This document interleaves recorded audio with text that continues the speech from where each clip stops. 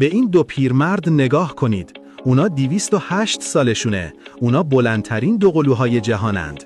یکیشون دام و لابوسی نام داره و بلندترین دوقلو تو منطقه خودش محسوب میشه. با 208 سال سن هنوز میتونه وایسه، راه بره، واضح حرف بزنه و حتی رپ بخونه. چابکیش مثل یه بچه 3 ساله است.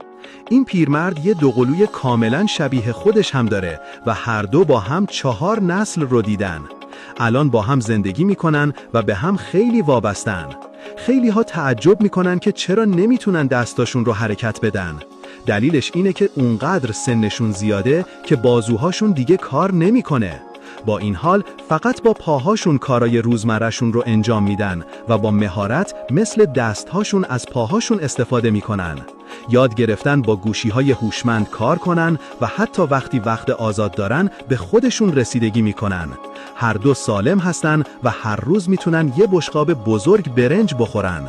بزرگترین آرزوشون اینه که به 210 سالگی برسن. فکر میکنید میتونن؟ نظرتو برام بنویس.